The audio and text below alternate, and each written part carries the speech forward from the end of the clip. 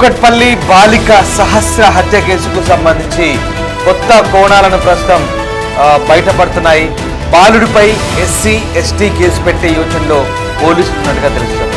కేవలం క్రిమినల్ కావాలని బాలుడు గోలుగా తెలుస్తుంది. క్రైమ్ సిరీస్ ఎపిసోడ్లతో వాడి ఫోన్ అంతా నిండిపోయింది. బాలుడు లెటర్తో సహస్ర హత్యకు సంబంధం లేదంటూ పోలీసులు చెప్తున్నారు.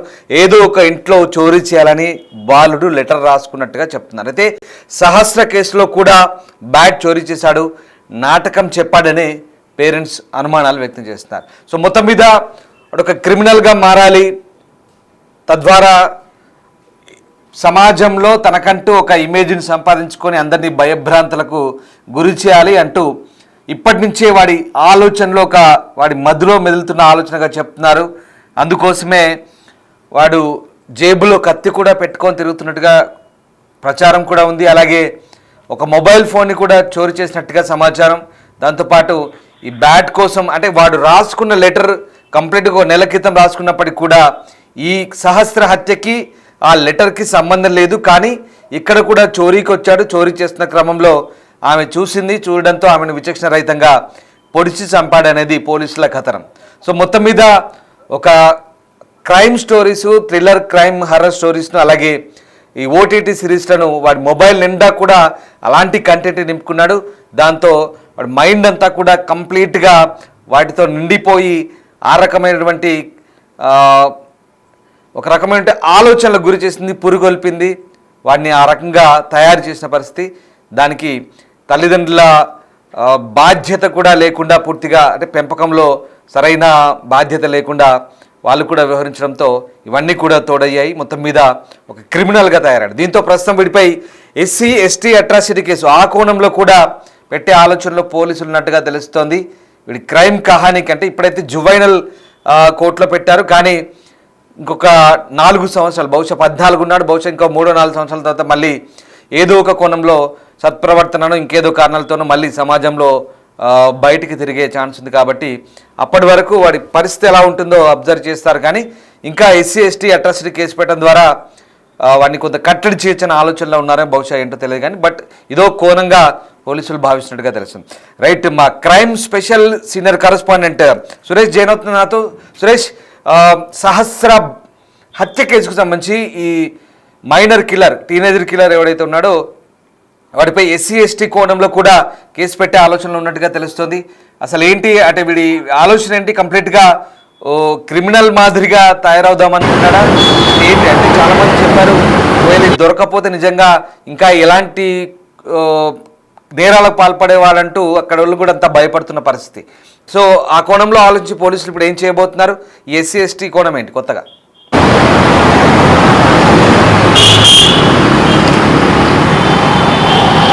పోలీసులు దర్యాప్తు చేస్తున్న క్రమంలో ఒక్కొక్క విషయం బయటికి వస్తుంది.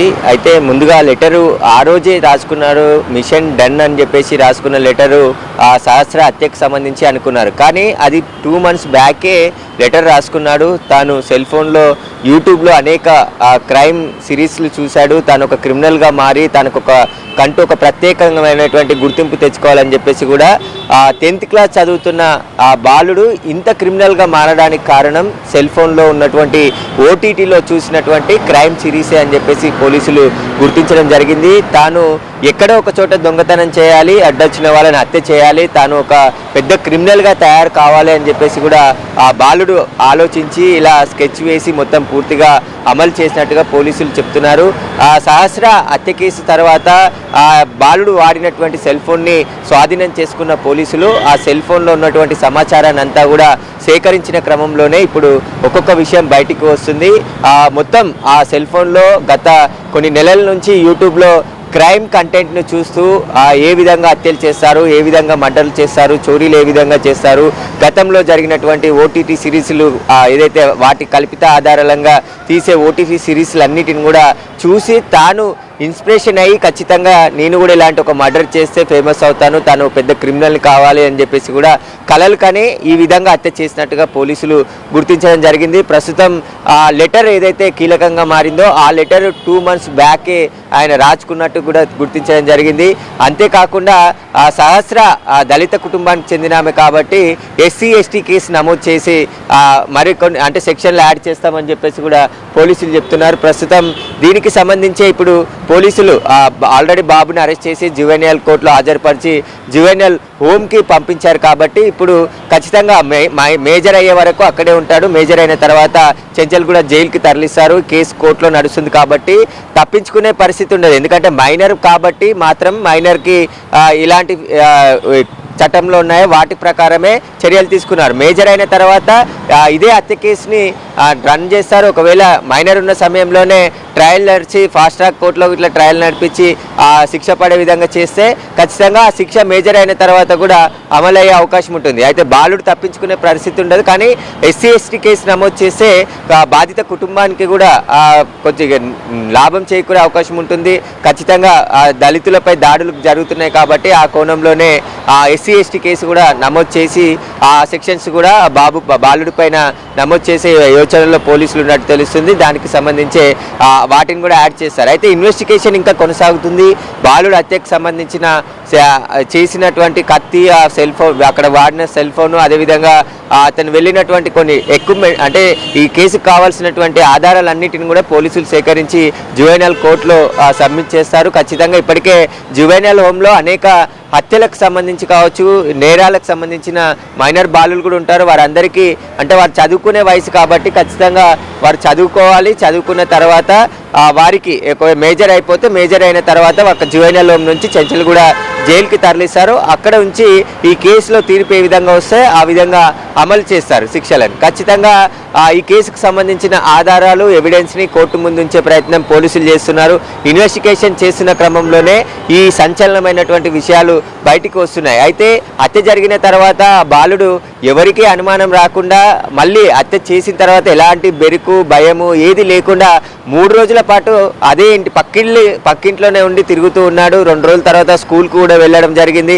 ఆ తర్వాత పోలీసులు అన్ని కోణాల్లో దర్యాప్తు చేసినా ఎక్కడ ఆధార్ దొరకకపోవడం బాబు వాళ్ళు కూడా నేరాన్ని దాచిపెట్టడంతో వాళ్ళకు నేరస్తులుగా పరిగణించారా? మరి వాళ్ళ పరిస్థితి ఏంటి? వాళ్ళు పోలీసుల అదుపులోనే ఉన్నారా? చాలా మంది మన కామెంట్ రూపంలో అదే అడుగుతున్నారు. గతంలో చేసిన స్టోరీల మాదిరిగా ఇప్పుడు ఇవన్నీ కూడా డౌట్స్ రేజ్ అవుతున్నాయి. సో వాళ్ళ పరిస్థితి ఏంటి? పోలీసులు ఇన్వెస్టిగేషన్ చేస్తున్నారు. ఇప్పటి వరకు వాళ్ళ తల్లిదండ్రులకు తెలుసు అని ఎక్కడ చెప్పలేదు. అంటే వారికి తెలిసి చెప్పకుండా ఉన్నారు అని చెప్పలేదు. తల్లిదండ్రులకు కూడా తెలియకుండా ఈ బాలుడు ఇలా చేశాడనే దానికి సంబంధించి ఇన్వెస్టిగేషన్ చేస్తున్నాడు. ఆధారాలు దొరికిన తర్వాత వారు ఒకవేళ నేరం చేసిండని తెలిసి చెప్పకున్నట్టయితే వారిపైన కూడా కేసులు పెట్టి అరెస్ట్ చేసే అవకాశం ఉంది. ఎందుకంటే ఏదైనా నేరం జరిగినప్పుడు వారిని దాచిపెట్టే ప్రయత్నం కానీ తప్పించే ప్రయత్నం కానీ ఏది చేసినా చట్టపరిధిలో వారిపై కూడా కేసులు నమోదు చేసి అరెస్ట్ చేశారు. ఖచ్చితంగా ఒకవేళ ఆ బాలుడు తల్లిదండ్రులకు తెలిసి ఆ బాబు పోలీసులకు సమాచారం చెప్పకుండా తప్పించే ప్రయత్నం చేసినట్లు తేలితే వారిని కూడా ఈ కేసులో నిందితులుగా చేసి అరెస్ట్ చేసే అవకాశం ఉంది. కానీ దాదాపు 2-3 రోజులు వారిని విచారించారు. వారు మాకేం తెలియదని చెప్పినట్టు తెలుస్తుంది. బాలుడు తండ్రి మద్యానికి బానిసై ఎలాంటి పని చేయకుండా ఇంట్లోనే ఉంటాడు. తల్లే ఒక్కతే కష్టపడి ఆమె కూలి పని చేస్తూ కుటుంబాన్ని చదువుతుంది. ఇంకా 2 ఆడపిల్లలు కూడా వాళ్ళకు ఉన్నారు. కాబట్టి వారు కూడా అదే స్కూల్లో చదువుతున్నారు. దీనికి సంబంధించి బాలుడు మొత్తం అక్కడ వ్యసనాలకు అలవాటయ్యి సెల్ ఫోన్ వాడుతూ క్రిమినల్కి సంబంధించిన సిరీస్లు అన్నీ కూడా చూస్తూ తాను ఒక క్రిమినల్గా తయారు కావాలి. తను ఎక్కడ అంటే సహస్రనే కాదు ఎవరైనా సరే సహస్ర హత్యకు సంబంధం లేదన్నట్టుగా కూడా అర్థమవుతుంది. అంటే కేవలం క్రిమినల్ యాక్టివిటీని అలవర్చుకోవాలి, తద్వారా తానేదో సమాజంలో ఒక పెద్ద క్రిమినల్గా తయారవ్వాలి, ఒక డాన్గా తయారవ్వాలనే ఒక ఇంటెన్షన్తోనే వాడు ఇప్పటి నుంచి ఇలాంటి కార్యకలాపాలకు పాల్పడుతున్నాడు అనేది పోలీసుల వర్షన్గా మనం భావించవచ్చు సార్. ఖచ్చితంగా ఎందుకంటే పోలీసుల దర్యాప్తులో అవే విషయాలు బయటకు వస్తున్నాయి ఇప్పుడు. ఎందుకంటే గతం అంటే బ్యాట్ కోసమే గొడవ జరిగి క్షణికావేశంలో జరిగిన మర్డర్గా అని చెప్పేసి పోలీసులు అనుకున్నారు. కానీ అది కాదు. ఇక్కడ తాను ఒక క్రిమినల్గా తయారు కావాలి, మనం ఒక సినిమాలలో చూస్తుంటాం, చాలా సినిమాలలో చిన్నప్పటి నుండే ఇన్స్పిరేషన్ అయితే డాన్ కావాలి అని చెప్పేసి కూడా ఒక డాన్ని కొడితే డాన్ అవుతానని చెప్పేసి కానీ అనేక సినిమాలు ఉన్నాయి. అలాగే ఈ బాలుడు కూడా అనేక క్రిమినల్ కంటెంట్ ఉన్నటువంటి ఓటీటీ సిరీస్లో యూట్యూబ్లో అనేక వీడియోలు చూశాడు. ఆ సెల్ ఫోన్లో హిస్టరీ తీసిన సమయంలో మొత్తం ఈ హత్యలకు సంబంధించి దొంగతనాలు మొత్తం క్రిమినల్ ఎలా ఉంటారు సమాజంలో అనే దానికి సంబంధించిన వీడియోలో వందల వీడియోలు ఉన్నట్టు పోలీసులు గుర్తించారు. వాటన్నిటిని చూసి తాను కూడా ఒక డాన్గా అంటే క్రిమినల్గా ఎదగాలి, తాను ఎక్కడో ఒక 2 నెలల నుంచే ప్లాన్ చేసుకుంటూ ఎక్కడో ఒక చోట హత్య చేయడం కానీ దొంగతనం చేయడం కానీ చేసి అడ్డొచ్చిన వారిని పొడవాలని చెప్పేసి కూడా కత్తి వెంట పెట్టుకొని తిరగడం ఇవన్నీ కూడా 2 నెలల నుంచే ప్రయత్నిస్తున్నాడు. కానీ ఇక్కడ సహస్ర ఇంట్లోకి వెళ్ళడం, అక్కడ బ్యాట్ గురించి గొడవ జరగడం, ఆ తర్వాత తాను అనుకుంటున్నటువంటి ప్లాన్ అంతా అక్కడే ఇంప్లిమెంట్ చేయడం, సహస్రని హత్య చేసి అత్యంత దారుణంగా 20కి పైగా కత్తిపోట్లు పొడిచి మళ్ళీ ఏది తెలియనట్టుగా ఆ పక్కింట్లోకి వెళ్ళి పోలీసులు వచ్చిన సమయంలో తాను ఉంటున్నటువంటి ఇంట్లోకి వెళ్ళి పోలీసు వచ్చిన సమయంలో సహస్ర డాడీ డాడీ అరిచినట్టు నేను విన్నానని చెప్పాడు. అదే ఇప్పుడు పోలీసులకి ఈ బాలుని పట్టించింది, అదే క్లూ. ఎందుకంటే ఎవరికి వినబడని మాటలు వీడికే ఎందుకు వినబడ్డాయి అనే దానికి సంబంధించి పోలీసులు రివర్స్లో ఇన్వెస్టిగేషన్ చేసుకొచ్చిన క్రమంలో ఎక్కడ ఎలాంటి ఆధారాలు లేవు. ఈ ఇంట్లో నుంచి పక్కింట్లో నుంచే ఇంట్లోకి ఎవరో వచ్చి ఉండాలి, ఈ ఇంట్లో నుంచి వచ్చి ఉండాలంటే ఈ బాలుడు అదే ఇంట్లో ఉంటున్నాడు కాబట్టి అతన్ని గట్టిగా విచారించడం అప్పుడు నిజం ఒప్పుకున్నాడు. అంటే 4 రోజుల పాటు పోలీసులకి ఎక్కడా కూడా డౌట్ రాకుండా చాలా తెలివిగా ఒక క్రిమినల్ కూడా ఎక్కడో ఒక చోట తప్పు చేసి దొరుకుతారు, కానీ ఏ తప్పు అంటే అక్కడ కత్తి కానీ ఫింగర్ ప్రింట్స్ కానీ ఏవి దొరకకుండా ఎలా తప్పించుకున్నాడు అనే దానికి సంబంధించి పోలీసులు ఇన్వెస్టిగేషన్ రివర్స్లో చేసిన క్రమంలో ఆ బాలుని అదుపులోకి తీసుకొని గట్టిగా ప్రశ్నించిన సందర్భంలోనే తానే హత్య చేశారని చెప్పేసి కాబట్టి ఈ అబ్బాయిని ఈ టీనేజర్ కిల్లర్ ని రిమాండ్ చేసి ఉంచారా లేదా ప్రస్తుతం ఇంకా జైలు తరలించారా? ఇప్పుడు స్టేటస్ ఏంటి? ఇప్పుడు అంటే జువెనల్ హోమ్కి ఆల్రెడీ తరలించారు. జువెనల్ హోమ్లోనే ఉన్నాడు. తను 10th క్లాస్ చదువుతున్నాడు కాబట్టి ఆ 10th క్లాస్ జువెనల్ హోమ్లోనే ఇంటర్ వరకు కూడా ఉంటుంది. అక్కడే చదివిపిస్తారు. చదివించిన తర్వాత కోర్టులో ట్రయల్ నడుస్తూ ఉంటుంది. కోర్టు కేసు ఏదైతుందో మర్డర్ కేసు, ఈ మర్డర్ కేసుకి సంబంధించి కేసు యథావిధిగా నడుస్తుంది. పోలీసులు ఈ హత్యకు సంబంధించిన ఆధారాలు ఎవిడెన్స్ అన్నింటినీ కూడా కోర్టులో సబ్మిట్ చేశారు. కోర్టు ఏదైతే పై కోర్టులు ఎలాగైతే విచారణ చేస్తారో జువెనల్ కోర్టు కూడా విచారణ చేస్తుంది. మేజర్ అయిన తర్వాత ఒకవేళ శిక్ష పడడానికి టైం పడుతుంది కాబట్టి కోర్టు విచారణ జరిగిన తర్వాత నిర్ణయం తీసుకుంటుంది కాబట్టి ఆ విచారణ జరిగినన్ని రోజులు జువెనల్ హోమ్లోనే ఆ బాలుని పెడతారు. ఈ మధ్య బెయిల్ కూడా వచ్చే అవకాశం ఉండదు. ఎందుకంటే బిఎన్ఎస్ యాక్ట్ కొత్తగా తెచ్చినటువంటి చట్టంలో ఖచ్చితంగా హత్య కేసుకి చాలా కఠినమైనటువంటి శిక్షలు ఉన్నాయి. ఖచ్చితంగా లైఫ్ కూడా పడుతుంది. కాబట్టి చాలా హత్య కేసులలో కూడా ఇప్పుడు త్వరగా శిక్షలు కూడా పడుతున్నాయి. కాబట్టి ఈ బాలుడికి సంబంధించి మేజర్ అయ్యేంత వరకు జువెనల్ హోమ్లోనే ఉంటాడు. జువెనల్ హోమ్లోనే అతనికి సంబంధించిన ఎడ్యుకేషన్ అంతా కూడా పూర్తి చేసుకున్న తర్వాత మేజర్ అయిన తర్వాతనే ఆ చెంచల్ కూడా జైలుకి తరలించి అక్కడ ఉంచుతారు. కాబట్టి ఇప్పుడు కోర్టు విచారణ చేస్తుంది. హత్య చేయడం ఎవరు చేసినా తప్పే, ఖచ్చితంగా మైనర్ బాలుడు చేసిన హత్యనే, మేజర్ చేసిన హత్యనే. కాకపోతే మైనర్ కాబట్టి కొన్ని వెసులుబాట్లు ఉంటాయి. అందులో భాగంగా మైనర్ని తీసుకెళ్లి జువెనల్ హోమ్లో పెట్టడం జరిగింది. జువెనల్ హోమ్లోనే అతనికి సంబంధించి ఈ కేసు విచారణ కోర్టులో విచారణ అయ్యేంత వరకు కూడా అక్కడే ఉంచుతారు. ఈ బాలుడి మొబైల్ నిండా కూడా కంప్లీట్ గా క్రైమ్ కంటెంట్ ఉందని చెప్తున్నారు, వందలాది వీడియోలు ఉన్నాయని చెప్తున్నారు. తద్వారా ఇప్పుడు నేరానికి పాల్పడ్డాడు, హత్య జరిగింది, ఇప్పుడు క్లారిటీ వచ్చింది, పోలీసులు కంప్లీట్ నిర్ధారించారు. కానీ చివరిగా పేరెంట్స్ ఏం గ్రహించాల్సిన అవసరం కనబడుతోంది ఇక్కడ? ఖచ్చితంగా సోషల్ మీడియా అనేది మంచికి వాడొచ్చు, చెడుకు వాడొచ్చు అనేది ప్రతిసారి ఇలాంటి ఘటనలు జరిగిన సందర్భంలో తెలుస్తుంది. కానీ ఎక్కువగా మంచికి కాకుండా చెడుకే అందరూ వాడుతున్నటువంటి పరిస్థితులు ఉన్నాయి. ఎందుకంటే ఇప్పుడు ఉన్నటువంటి టెక్నాలజీ ఆధారంగా ప్రతి ఒక్కరి ఇంట్లో 4-5 సెల్ ఫోన్లు ఉంటున్నాయి. చిన్న పిల్లలు అంటే 2-3 సంవత్సరాల పిల్లలు కూడా అన్నం తినాలన్నా పాలు తాగించాలన్నా సెల్ ఫోనే చూస్తే తప్ప తాగని పరిస్థితి ప్రస్తుత పరిస్థితులలో ఉంది. కాబట్టి సెల్ ఫోన్కి వీలైనంత దూరంగా అంటే చిన్నపిల్లల్ని అవాయిడ్ చేయాలని చెప్పేసి ఇప్పటికే మానసిక వైద్యులు చాలామంది చెప్తూ ఉన్నారు. అయినప్పటికీ కూడా సెల్ ఫోన్స్ ఇప్పుడు ఆన్లైన్ క్లాసులు అని చెప్పేసి 10th అంటే 7th నుంచి 10th ఇంటర్ వరకు పిల్లలకి కంపల్సరీగా ఫోన్స్ ఇవ్వాల్సి వస్తుంది. పేరెంట్స్ ఆ ఫోన్లో ఆన్లైన్ క్లాసులు వినడం, లేదంటే ఆన్లైన్లో ఏదైనా డౌన్లోడ్ చేసుకోవచ్చు మెటీరియల్కి సంబంధించి.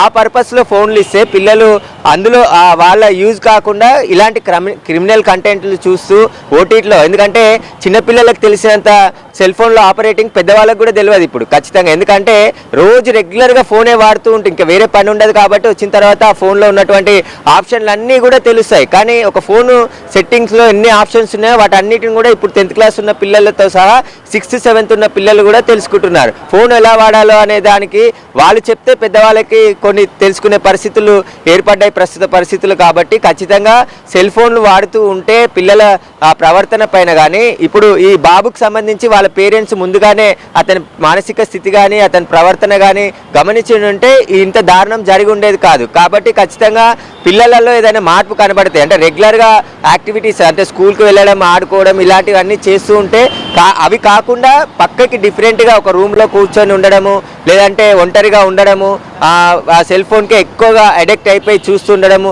ఇలాంటి వారి పిల్లల పట్ల వారి ప్రవర్తనను ఖచ్చితంగా తల్లిదండ్రులు గుర్తించాలని చెప్పేసి కూడా వైద్యులు చెప్తున్నారు. ఇటు పోలీసులు కూడా చెప్తున్నారు. ఖచ్చితంగా వాళ్ళ ప్రవర్తనలో ఏదైనా మార్పు వచ్చినట్టు కావడం, లేదంటే ఎక్కువగా సీరియస్ కావడం, ఇలాంటి పరిణామాలు ఉంటే ఖచ్చితంగా వైద్యుడి దగ్గరికి తీసుకెళ్ళి చూపించాలి అని చెప్పేసి కూడా ఇలాంటి జాగ్రత్తలు తీసుకోవాలి. ఖచ్చితంగా పేరెంట్స్ పిల్లలపైన ప్రతిదీ అబ్జర్వేషన్ ఉండాలి. నైట్ టైంలో లేట్ అయినా కానీ ఎక్కడికి వెళ్తున్నారు, ఎక్కడికి వస్తున్నారు, వీటన్నిటికీ సంబంధించిన పూర్తి పర్యవేక్షణ తల్లిదండ్రులకు కూడా ఖచ్చితంగా ఉండాలని చెప్పేసి పోలీసులు కూడా ప్రతిసారి చెప్తూనే ఉంటారు. కానీ ఇప్పుడు ఈ ఘటనతోని ఇలాంటి సైకోగా తయారయ్యాడా, ఇంత చిన్న వయసులో 10-15 సంవత్సరాల వయసులో 10th క్లాస్ చదువుతున్న అబ్బాయి హత్య చేసి హత్యను దారుణంగా కిరాతకంగా అంటే మళ్ళీ పెద్దవాళ్ళు కూడా చిన్నపిల్లలు అంటే 10 సంవత్సరాల పాపను అంత కిరాతకంగా హత్య చేసి మళ్ళీ ఏది తెలియనట్టు అలా ఇంటి పక్కనే ఉండడం, 4 రోజులు తిరగడం, ఆ తర్వాత 5వ రోజు పోలీసులు అబ్బాయిని అదుపులోకి తీసుకొని విచారించిన సందర్భంలో ఈ హత్యకు సంబంధించిన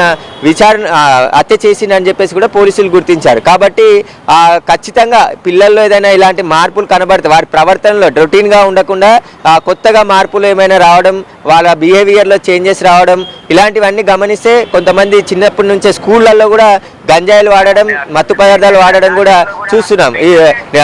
రీసెంట్గా షాద్నగర్లో కూడా ఇంటర్మీడియట్ పిల్లలు ఉక్క ఎలా తయారు చేయాలని చెప్పేసి యూట్యూబ్లో చూసేసి ఉక్క మిషన్ని తయారు చేసి ఉక్క ఫ్లేవర్ని తయారు చేసి స్వయంగా వాళ్ళు వాడుతుంటే నిన్న అరెస్ట్ చేశారు వాళ్ళని కూడా. వాళ్ళు కూడా మైనర్ పిల్లలు ఉన్నారు. ఉక్క ఎలా వాడాలో కూడా యూట్యూబ్లోనే చూసి నేర్చుకున్నామని చెప్తున్నారు. కాబట్టి సెల్ ఫోన్లో మంచి ఉంటుంది, చెడు ఉంటుంది. కాబట్టి ఎక్కువగా మంచి తీసుకోవాలి, కానీ అంత చెడు ఎక్కువ తీసుకొని దాన్ని ఇన్స్పిరేషన్ అయ్యి ఖచ్చితంగా ఇలాంటి క్రిమినల్ యాక్టివిటీస్ పాల్పడుతున్నారు. కాబట్టి తల్లిదండ్రులు కూడా జాగ్రత్తగా ఉండాలి, పిల్లల పైన ఎప్పటికప్పుడు అబ్జర్వేషన్ కూడా ఉండాలని చెప్పి. ఇది మొత్తం మీద సహస్ర హంతకుడి విషయంలో పోలీసులు కఠినంగా వ్యవహరించే ఛాన్స్ కనిపిస్తోంది. సహస్ర హంతకునికి ప్రస్తుతానికి జువెనైల్ హోమ్కు తరలించారు. అక్కడ కౌన్సిలింగ్తో పాటు రకరకాల ట్రీట్మెంట్ ఉంటుంది. అంటే ఆ మార్పు తీసుకురావడానికి, మానసిక ప్రవర్తనలో మార్పు, అలాగే ఆ నేర ప్రవృత్తి ఉంది కాబట్టి వాడి పరివర్తనలో మార్పు తీసుకురావడానికి అనేక రకమైన కార్యక్రమాలు ఉంటాయి. దాంతోపాటు చదువు కూడా చెప్తారు, కొన్ని యాక్టివిటీస్ ఉంటాయి. తర్వాత ఏంటనేది మళ్ళీ నిర్ధారిస్తారు. బట్ ఇప్పటికైతే అతనిపై SC/ST అట్రాసిటీ కోణంలో కూడా కేసు పెట్టే ఛాన్స్ కనిపిస్తుంది. ఆ కోణంలో పోలీసులు ఆలోచిస్తున్నట్టు తెలుస్తుంది. మొత్తం మీద అతని మొబైల్లో కంప్లీట్గా క్రైమ్ కంప్లీట్గా హింసతో కూడినటువంటి ఒక కంటెంట్ని రెగ్యులర్గా చూడడంతో ఆ మైండ్ పాడి పిల్లోడు పక్కదారి పట్టాడనేది కంప్లీట్గా మనకి ఇక్కడ అర్థమవుతున్న పరిస్థితి. సో ఏదేమైనా ఇలాంటి విషయాల్లో పేరెంట్స్ అప్రమత్తంగా ఉండాలని చెప్తున్నారు. రైట్, ఒకసారి ఆ టీనేజర్ కిల్లర్ గురించి ఆ సహస్ర తల్లికి కూడా తెలిసిన కొన్ని అంశాలను షేర్ చేసుకుంది. ఆమె ఏం చెప్పిందో, ఏం రియాక్ట్ అయిందో ఒకసారి చూద్దాం.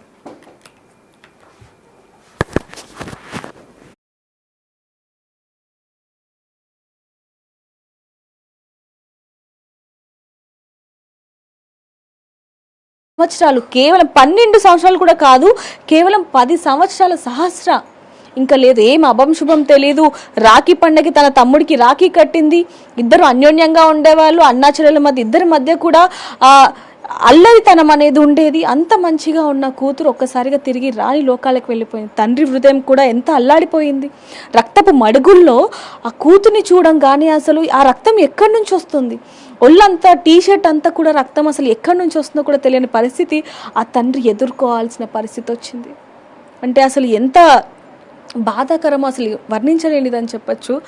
అన్న, ఒక తండ్రిగా మీరు చెప్పండి, అతనే హంతకుడు అని తెలిసినప్పుడు మీ రక్తం మరిగిపోలేదా? ఖచ్చితంగా మేడం, నాకు ఇవ్వండి, నాకు అప్పగించండి అని రిక్వెస్ట్ కూడా చేశాను.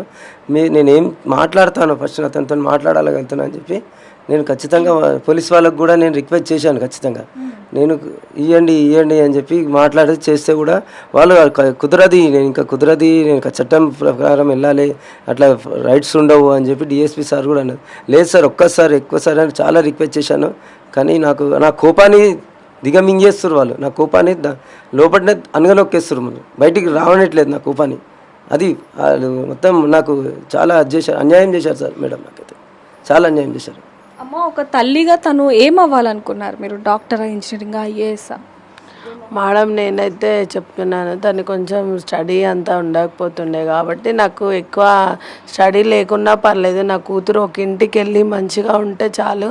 నాలాగా నేను అదే చెప్తుండే, మా ఆయనకేమో స్టడీ మీద ఎక్కువ ఇంట్రెస్ట్, నాకేమో చదవకపోయినా పర్లేదు, నా పాప ఉండి పెళ్లి చేసి ఇచ్చి నేను నాలాగా మంచిగా భర్త దొరికితే మంచిగా ఉంటే చాలని అనుకున్నాను. నేను అంతకుమించి నేను ఏమీ ఎక్స్పెక్ట్ చేయలేను ఆమె నుంచి కూడా.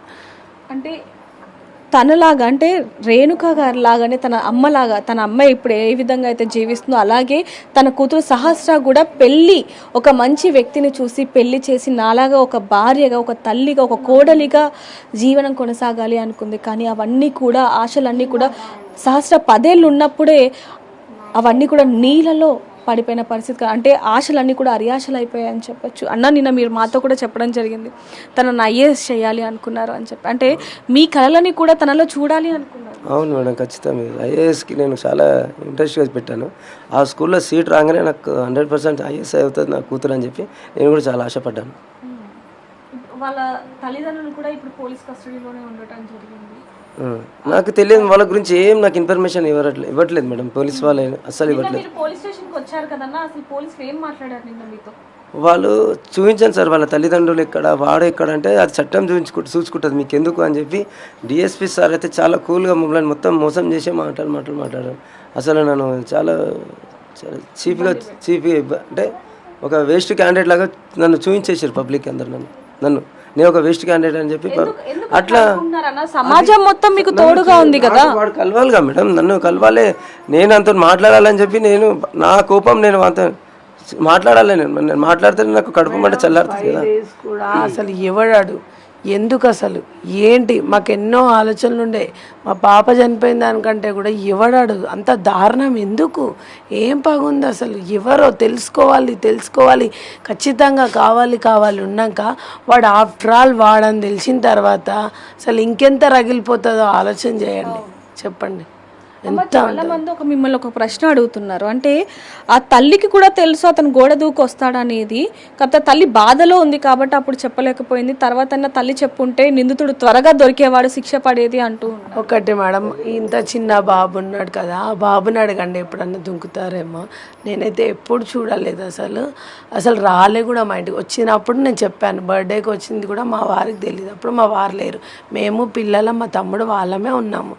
లాస్ట్ ఇయర్ చందాలకు రావడమే తెలుసు, అసలు గోడ దూకడం మాత్రం అసలు ప్రామ్గా చెప్తున్నాను కదా, నాకు తెలియదు అసలు. నేను ఎప్పుడు ఇంటికాడ ఉంటాను మేడం, ఒకసారి హాస్పిటల్లో వెళ్ళి కూడా కనుక్కోండి. నేను ఇంటి దగ్గర సండేస్ కూడా ఇంటికాడ ఉండాను. ఎప్పుడైనా లీవ్ తీసుకున్నాము అంటే 6th క్లాస్. ఆ రోజు చనిపోయారు సోమవారం రోజు పొద్దున్న ఏమైనా మాట్లాడిందా మీతో? నాతో మాట్లాడింది మేడం, ఇల్లు సర్దు, అది చెయ్యమ్మా, బెడ్షీట్ మంచి చేయమ్మా అంటే అన్నీ మంచి చేస్తుంది. తమ్ముడికి వాటర్ బాటిల్ నింపి, ఆమె స్కూల్ లేనప్పుడు వాడి తమ్ముడికి రెడీ చేయడం ఎక్కువ ఇంట్రెస్ట్ చూపిస్తుంది తను. అంటే తనకి ఏమి ఇష్టం ఎక్కువ, ఎలా ఉండేది మీతో ఇద్దరితో కూడా? అంటే తన జ్ఞాపకాలు మీకు బాగా, అంటే ఈ 10 ఏళ్లలో తన జ్ఞాపకాలు ఏదో ఒకటి మనసుని తాకి ఉంటాయి కదా. తనకి ఎక్కువ టీవీ చూస్తుంటుంది, సినిమాస్ చూస్తుంది, ఇంకా మళ్ళీ ఫుడ్ మీద కొంచెం ఇంట్రెస్ట్ ఎక్కువ ఉంటుంది, ఫ్యాషన్ మీద కొంచెం ఇంట్రెస్ట్ ఎక్కువ ఉంటుంది. వంట కుకింగ్ చేయడానికి ఇంట్రెస్ట్ పడుతుంది కానీ నేను ఇవ్వను మేడం, చిన్న పాప కదా, నాకు ఇష్టం ఉండదు ఇవ్వడం. నాకు పని చేపించడం కూడా ఎక్కువ ఇష్టం ఉండదు. అమ్మ అంటే మామూలుగా తన ఫోటోలు ఇవన్నీ కూడా ఇప్పుడు బాగా ఇదయ్యాయి. తనలో ఆ ఫోటోలలో కూడా మనం చూడొచ్చు చాలా అందంగా మేకప్ వేసుకొని బర్త్డే ఫొటోస్ కానివ్వండి ఇదంతా. ఫస్ట్ ఆఫ్ ఆల్ తనని రెడీ చేయడం అంటే బాగా ఇష్టం. ఫస్ట్ ఏది వచ్చి చిన్నప్పటి నుంచి కూడా అంతే, ఎక్కువ రెడీ చేయడానికే ఎక్కువ నేను కూడా ఇంట్రెస్ట్ చూపిస్తాను అనమాట. తను కూడా మంచిగా రెడీ అవుతుంది. ఫస్ట్ ఆఫ్ ఆల్ రెడీ చేయి మమ్మీ రెడీ చెప్తుంది. అంటే ఇప్పుడు ఆ రాఖీ పండుగ రోజు కూడా తన తమ్ముడు రాఖీ కట్టినప్పుడు ఏమి ఇవ్వాలి గిఫ్ట్ అలాంటివి ఏమైనా అడిగిందా అన్న మిమ్మల్ని? వీనికి అడిగింది కానీ మమ్మల్ని అడిగింది. రాఖీ కడుతున్నాను కదా, నాకు ఏమి ఇస్తావు? ఏమి ఇవ్వమని అడగదు. వాడు 10 రూపాయలు ఇచ్చినా కూడా తీసుకుంటుంది, హ్యాపీగా తీసుకుంటుంది. కట్టడానికి ఎక్కువ ఇంట్రెస్ట్ చూపిస్తుంది అనమాట. ఇంకా కట్టాలి, మా తమ్ముడికి బొట్టు పెట్టాలి, కట్టాలి, మేము ఏం చెప్తే అది చేయాలి, మా తమ్ముడు కాళ్ళు మొక్కాలి, అలాంటివి ఎక్కువ ఇంట్రెస్ట్ ఉంటుంది. డబ్బుల మీద ఎక్కువ ఆశపడదు. తన బర్త్డేస్ అప్పుడు అయినా సరే కూడా ఎక్కువ ఇది చేయండి అది చేయండి అని ఏం చెప్పదు. వాళ్ళిద్దరు 2 సిస్టర్స్ ఉన్నారు కదా, వాళ్ళు కూడా వచ్చారు. ఆ బిల్డింగ్లో పిల్లలు కూడా వచ్చారు, ఒక్కరనే కాదు చాలా మంది వచ్చారు. పక్క బిల్డింగ్ వాళ్ళు కూడా ఎవరెవరో తీసుకొచ్చారు. ఒక్క మాట అంటే చాలా మంది ఫస్ట్ అంతా కూడా ఉండి కోసం ఈ హత్య జరిగింది లేకపోతే బ్యాట్ కోసం జరిగింది అంటున్నారు. నిన్నైతే బ్యాట్ కోసం జరిగింది అన్నారు, ముందంతా కూడా ఏదైతే డిబ్బీ ఉందో దానికోసం జరిగింది అంటున్నారు. అంటే మీకేమనిపించింది అక్కడ? డబ్బుల కోసమే చేసి ఉంటాడని అనుకుంటున్నాను నేను, బ్యాట్ కోసం మరీ ఎవరు చేస్తారు? సహజ చనిపోయిందన్న విషయం ఇప్పుడు వరకు కూడా చాలా మంది జీర్ణించుకోలేని పరిస్థితి కనిపిస్తుంది. అంటే చనిపోయింది అనేది ఒక ఎత్తేమో కానీ చంపబడ్డారు అనేది